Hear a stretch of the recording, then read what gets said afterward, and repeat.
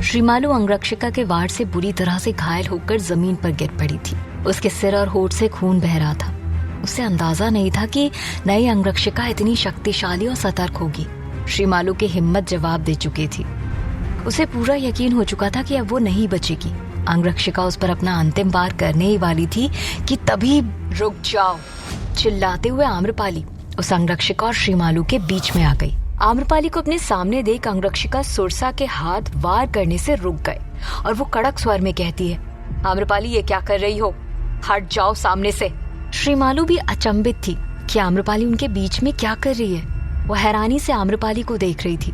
तभी आम्रपाली अंगरक्षिका पर भड़कते हुए कहती है, तुम ये क्या कर रही हो सुरसा, ये हमारी सखी है, इसे जान से मार दोगी क्या। सखी? एक पल के लिए अंगरक्षिका सोच में पड़ गई। तब आम्रपाली ने कहा, हाँ कुसुम हमारी सखी है, दूर हटो इससे। ये बोलकर आम्रपाली श्रीमालू को झुककर उठाने लगी। कुसुम तुम ठीक तो हो ना? आम्रपाली की आंखों से श्रीमालू के प्रति चिंता साफ झलक रही थी। चोट की वजह से श्रीमालू का दर्द उसकी आंखों में दिख रहा था। ये देखकर एक पल के लिए श्रीमालू अपना दर्द भूल गई थी और आम्रपाली की आंखों में देख रही थी। तभी अंगरक्षिका अपनी तलवार श्रीमालू की तरफ करते हुए कहती है, ये आपको मारने आई थी और आप हैं कि इसी की सहायता कर रही हैं? हट जाइए आम्रपाली हमारे रास्ते से, हम अभी इसे सबक सिखाते हैं। अंगरक्षिका की आवाज जैसे ही आम्रपाली के कानों में पड़ी, वो बुरी तरह से भड़क कर कहती है, बस बहुत हुआ, जब से आई हो तुम्हारी मनमानी झेल रहे हैं हम, लेकिन हमारी सखी को मारने की तुम्हारी हिम्मत कैसे हुई? और कुसुम हमें मारने नहीं बल्कि हमारी सहायता करने आई थी। और अब अगर तुमने इसकी तरफ एक भी कदम बढ़ाया ना, तो तुम्हारी इसी तलवार से हम अपना शीश कलम कर लेंगे, लेकिन अपनी सखी के ऊपर एक आंच भी नहीं आने देंगे। ऐसा कहते हुए आम्रपाली ने अंगरक्षिका की तलवार की तरफ हाथ बढ़ा दिया। आम्रपाली की आंखों में क्रोध देखकर अंगरक्षिका का विश्वास डगमगा गया था। उसने अपना हाथ तुरंत पीछे खींच लिया, लेकिन आम्रपाली का ये वाक्य श्रीमालू के कान में गूंजने लगा। आम्रपाली के प्रति उसकी नफरत कम होने लगी थी। वो अपने मन में कहती है, ये आम्रपाली आखिर किस मिट्टी की बनी है? हम इसे जान से मारने आए थे और ये है कि हमारे प्राण बचाने के लिए अपने प्राण देने के लिए भी तैयार है। आम्रपाली की बात से अंगरक्षिका कुछ पल के लिए रुक गई। उसने एक नजर श्रीमालू की तरफ देखा, जो उसी की तरफ घूर कर देख रही थी। उसे देखकर अंगरक्षिका ने एक बार फिर अपनी तलवार उठा ली और श्रीमालू की गर्दन पर लगाते हुए कहा, ये चाहे जो भी हो, लेकिन इस वक्त आपसे कोई नहीं मिल सकता, इसलिए अब इसका हिसाब स्वयं महाराज करेंगे। ये सुनकर आम्रपाली भी एक पल के लिए घबरा गई थी, क्योंकि वो जानती थी कि अगर कुसुम को राजा के सामने ले जाया गया तो उसका भेद खुल जाएगा। उसने तुरंत सुरसा को रोकते हुए कहा, नहीं सुरसा, ऐसा मत करो, कुसुम हमसे मिलने आई थी, उसने कोई अपराध नहीं किया है। श्रीमालू को भी अब अंदर ही अंदर डर लग रहा था। उसने अपने मन में कहा, नहीं, यदि हम राजा के समक्ष चले गए तो हमारा सत्य सबके सामने आ जाएगा और हम अपना कार्य पूर्ण नहीं कर पाएंगे। ये ख्याल आते ही उसने तुरंत सुरसा से कहा, हमें क्षमा कीजिएगा, हमें पता नहीं था कि देवी आम्रपाली से मिलने की सजा इतनी बड़ी होगी। हम अब कभी नहीं आएंगे, परंतु हमें छोड़ दीजिए। आम्रपाली ने भी श्रीमालू का पक्ष लेते हुए कहा, हाँ सुरसा, इसे जाने दो, ये यहाँ दोबारा कभी नहीं आएगी। आम्रपाली और कुसुम को अंतिम चेतावनी देते हुए सुरसा ने कुसुम को छोड़ दिया और कहा, ठीक है, हम तुम्हें जाने देंगे, लेकिन दोबारा इस महल के इर्द गिर्द भी दिखाई दी ना तो इसका अंजाम सही नहीं होगा। श्रीमालू बिना एक पल गवाए तुरंत वहां से निकल गई। उसके जाते ही सुरसा ने आम्रपाली की तरफ देखा, जो कि श्रीमालू को जाते हुए देख रही थी। उससे अपनी तलवार म्यान में डाली और कहा, उम्मीद है कि अब आपके चाहने वाले दोबारा यहाँ दिखाई नहीं देंगे। इतना कहकर वो वहां से निकल गई।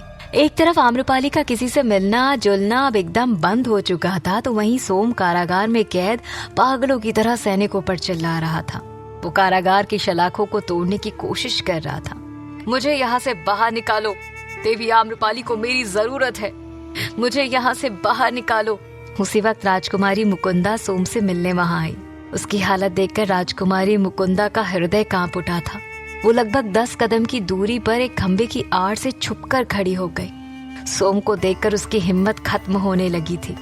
सोम भारी भरकम बेड़ियों से बंधा हुआ था। उसके गले में फंदे की तरह फंसी बेड़ियां उसके हाथों और पैरों तक लिपटी हुई थी। उसके पूरे शरीर में गहरे जख्म थे, जिनसे अभी भी खून बह रहा था। उसके पैर पर तलवार की वजह से गहरा घाव था, जिससे बहता हुआ खून उसके आसपास की जमीन को लाल कर चुका था। सोम लगातार चिल्लाए जा रहा था, इस नर्क की दुनिया से मैं आम्रपाली को हमेशा हमेशा के लिए दूर ले जाऊंगा। बस एक बार मुझे छोड़ दो, इस पूरी वैशाली को आग लगाकर राख कर दूंगा मैं। ये सब देखकर राजकुमारी की आंखें भर आई थी। वो मन में कहती हैं, ये सोम आम्रपाली से इतना प्रेम करता है कि उसके दर्द के आगे से अपना दर्द भी नहीं दिखाई दे रहा। राजकुमारी ने एक गहरी सांस ली और अपने आंसू पोंछकर आगे बढ़ी। राजकुमारी को सामने से आता हुआ देखकर सोम एक पल के लिए चुप हो गया था, लेकिन फिर एक उम्मीद से कहता है, राजकुमारी जी आप यहाँ, हमें यहाँ से बाहर निकाल लीजिए। देवी आम्रपाली को हमारी आवश्यकता है। राजकुमारी मुकुंदा सोम को शांत कराते हुए कहती है, शांत हो जाओ सोम। ये बोलकर उन्होंने वहां खड़े सैनिक को देखा और फिर धीरे स्वर में कहा, हम यहाँ तुम्हारी सहायता के लिए आए हैं, लेकिन इस तरह से चिल्ला चिल्लाकर तुम खुद को और भी ज्यादा कमजोर बना रहे हो। राजकुमारी मुकुंदा उसकी सहायता के लिए आई हुई है। ये सुनकर सोम को थोड़ा धीरज मिला। उसने कहा, हमें जल्द से जल्द यहाँ से बाहर निकालिए राजकुमारी, हमें देवी आम्रपाली की चिंता हो रही है। तो राजकुमारी ने दोबारा कहा, निश्चिंत रहो, हम तुम्हें यही बताने आए हैं कि हम और युवराज स्वर्णसेन आज ही तुम्हें इस कारागार से बाहर निकालेंगे, लेकिन तब तक तुम्हें खुद को संभालना होगा सोम। राजकुमारी की आंखों में विश्वास देखकर सोम को उन पर भरोसा हुआ। उसने कहा, जल्द वापस आइएगा राजकुमारी, हम जल्द से जल्द तुम्हें यहाँ से बाहर निकाल लेंगे। राजकुमारी मुकुंदा सोम को आश्वासन देकर वहाँ से चली गई। जहाँ राजकुमारी मुकुंदा सोम को कारागार से निकालने की रणनीति बनाते हुए वहाँ से बाहर निकल रही थी, तो वहीं सम्राट बिंबिसार सरना के साथ आंखों में क्रोध की ज्वाला लिए महल के मुख्य द्वार से प्रवेश कर रहे थे। भानु प्रताप को आता हुआ देखकर द्वार पर खड़े सैनिकों ने उनका रास्ता रोक लिया। रुक जाइए, आप अंदर नहीं जा सकते। उन्हें अपने रास्ते में आते हुए देख सरना ने कहा, तुम लोग हमारा रास्ता क्यों रोक रहे हो? हमें अभी महाराज से मिलना है।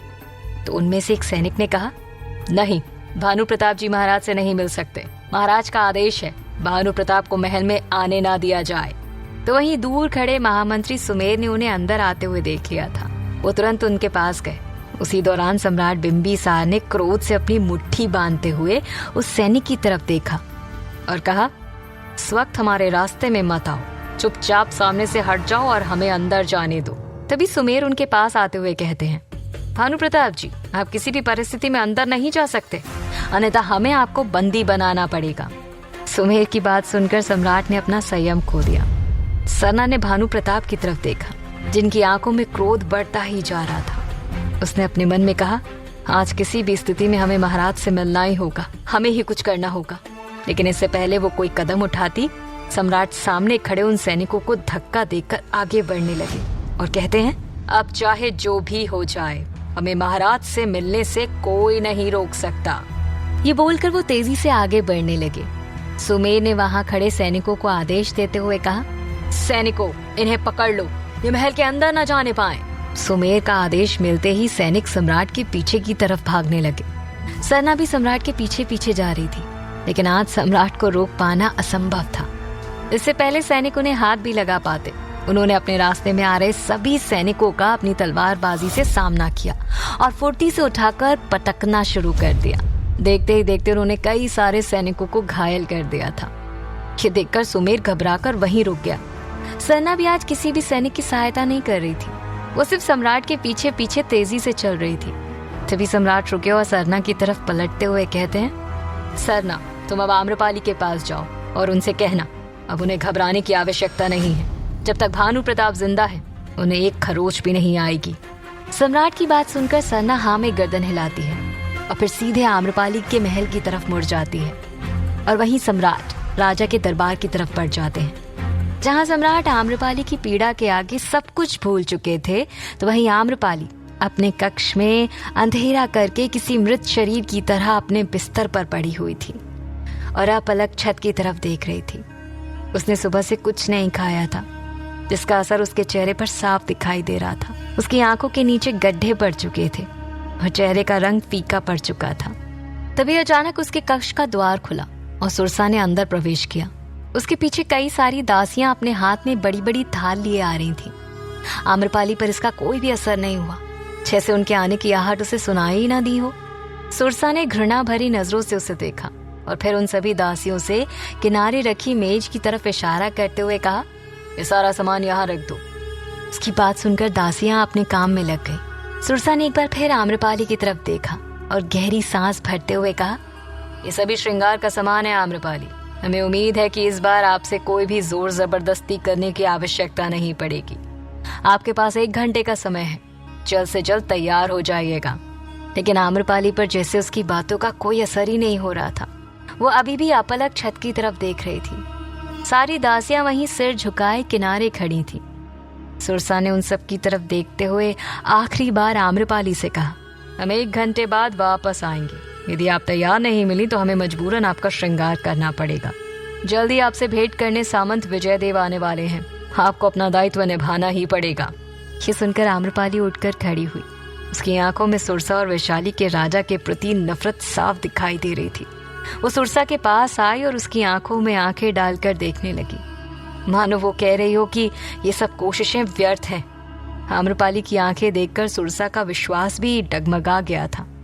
उसने तुरंत आम्रपाली से अपनी नजरें हटा ली और वहां खड़ी दासियों से कहा, इन्हें तुम्हारी आवश्यकता नहीं है, ये खुद अपना श्रृंगार कर लेंगी, इसलिए चलो यहाँ से। इसके बाद वो सब वहां से चले गए। उन सब के जाने के बाद आम्रपाली एक बार फिर पूरे कक्ष में अकेली थी। अपने चेहरे पर शून्य भाव लिए आम्रपाली वहां रखे श्रृंगार के पास गई और उन्हें देखते ही देखते उसने सामने रखे थाल को उछाल कर फेंक दिया। इतनी देर से उसने जो दर्द अपने हृदय में छुपाया था वो किसी सैलाब की तरह बाहर निकलने लगा। उसने एक एक करके पूरे थाल को फेंकना शुरू किया और सारा सामान पूरे कमरे में बिखेर दिया। आम्रपाली किसी भी स्थिति में राजा की मनमानी को स्वीकार नहीं करना चाह रही थी। तो वहीं राजकुमारी मुकुंदा किसी भी स्थिति में सोम को छुड़ाने के लिए योजना बना रही थी। युवराज स्वर्णसेन भी राजकुमारी मुकुंदा के साथ ही थे। राजकुमारी ने युवराज से कहा, युवराज, सोम ने हर परिस्थिति में हम सबकी सेवा ही नहीं बल्कि सहायता भी की है। भले ही उसने हम सबसे इतना बड़ा सच छुपाया, लेकिन उसके इरादे नेक थे और उसे आज हमारी आवश्यकता है। हमें उसे कारागार से छुड़ाना ही होगा। युवराज स्वर्णसेन राजकुमारी मुकुंदा की सहायता के लिए तैयार थे। उन्होंने कहा, आप सत्य कह रही हैं राजकुमारी। भले ही उसने अपना सत्य छुपाया हो, लेकिन उसने किसी का भी बुरा नहीं किया है और इस वक्त हमें उसकी आवश्यकता है। आम्रपाली को इन सब से बचाने के लिए सोम ही है जो हमारी सहायता कर सकता है। लेकिन अब हम करेंगे क्या युवराज? हमने कारागार में देखा है, वहाँ चारों तरफ सैनिक खड़े हैं। सोम को वहाँ से निकाल पाना असंभव सा प्रतीत होता है। तो राजकुमारी की इन बातों पर युवराज ने कुछ सोचते हुए कहा, इसका भी उपाय है हमारे पास, चलिए हमारे साथ। ये बोलकर युवराज राजकुमारी को अपने साथ वहाँ से लेकर निकल गए। युवराज सोम को कारागार से निकालने के लिए निकल पड़े थे और वहीं सम्राट बिंबिसार बिना कुछ सोचे सीधे राजसभा में आ चुके थे। दरबार में महाराज, सामंत विजयदेव और कुछ मंत्रियों के साथ बैठे हुए थे। अचानक सम्राट को आते हुए देखकर उन सबका ध्यान उनकी तरफ चला गया। आज पहली बार सम्राट ने सभा में किसी व्यापारी के स्वभाव से नहीं बल्कि एक सम्राट के स्वभाव से प्रवेश किया था। उन्हें इस तरह से आता हुआ देखकर महाराज की भौहें तन गई थीं। उन्होंने कहा, भानु प्रताप, हमारे दरबार में प्रवेश करने का ये क्या तरीका है? आप अंदर आए कैसे? तभी सम्राट रुके और कहते हैं, आप हमें तरीके बता रहे हैं महाराज? तो वो क्या है जो आप आम्रपाली के साथ कर रहे हैं? वो हमारे और हमारे राज्य की नगरवधु के बीच का विषय है। वैशाली के राजा हैं हम ही निश्चित करेंगे कि क्या करना है और क्या नहीं। आप कौन होते हैं हमें बताने वाले? महाराज की इस बात पर सम्राट ने अपनी मुट्ठी कसकर बांध दी और फिर कहा, ये सब आपके राज्य का विषय होगा, परंतु आम्रपाली के साथ आप जो भी कुछ कर रहे हैं वो उचित नहीं है। जल्द से जल्द ये सब बंद करवा दीजिए, अन्यथा परिणाम बहुत बुरा होगा। सम्राट बिंबिसार की ये बात राजा को अंदर तक चुभ गई थी। वो तुरंत अपने सिंहासन से उठकर खड़े हुए और भड़कते हुए कहते हैं, आपकी ये हिम्मत कि आप वैशाली के राजा के समक्ष खड़े होकर उन्हें चेतावनी दे रहे हैं? आप एक तुच्छ व्यापारी हैं और इससे ज्यादा कुछ भी नहीं। कहीं ऐसा ना हो जाए कि आपकी गलतियों का परिणाम आपके साथ साथ देवी आम्रपाली को भी भुगतना पड़े। वहां बैठे सभी मंत्रीगण भानु प्रताप को ही दोषी ठहरा रहे थे। किसी की भी आंखों में आम्रपाली के प्रति दया भाव नहीं दिख रहा था। राजा की बात से सम्राट का खून खौल उठा था। इसका मतलब आप निर्णय नहीं बदलने वाले? तो राजा ने कहा, बिल्कुल भी नहीं, और अब हमने आपकी बहुत सुन ली। चुपचाप यहाँ से वापस चले जाइए, अन्यथा थक्के मार कर निकाले जाएंगे। राजा का कहा हुआ एक एक वाक्य सम्राट के हृदय को चीर गया था। सिर से लेकर पैर तक उनका पूरा शरीर गर्म हो गया था। वो एकदम से दहाड़ उठे, बस बहुत हो गया सम्मान। सम्राट की आवाज से महल का कोना कोना थर्रा उठा। सभा में बैठा हर एक व्यक्ति कांपने लगा था। महाराज भी एक पल के लिए मौन होकर रह गए थे। तभी सम्राट ने कहा, धक्का मारना तो दूर, अब आप हमें छू भी नहीं सकते। अब तक आम्रपाली की वजह से हम आपके किए हुए हर अपमान का घूंट पीते रहे, लेकिन अब नहीं। इस सभा में न सिर्फ हमारा बल्कि आम्रपाली के अस्तित्व का अपमान करके आपने आज सारी सीमाएं लांघ दी हैं। सिर्फ और सिर्फ आम्रपाली के अस्तित्व के लिए अब हम आपसे आपके तरीके से ही बात करेंगे। आपने बहुत बड़ी गलती कर दी है, इसका अंजाम भुगतने के लिए तैयार रहिए। ये कहकर सम्राट सीधे वहां से वापस लौट गए। महल में खड़े सभी लोग उन्हें देखते रह गए। आखिर क्या करने वाले थे सम्राट? क्या आम्रपाली दायित्व निर्वहन के लिए तैयार हो जाएगी? जानने के लिए सुनते रहिए। आम्रपाली।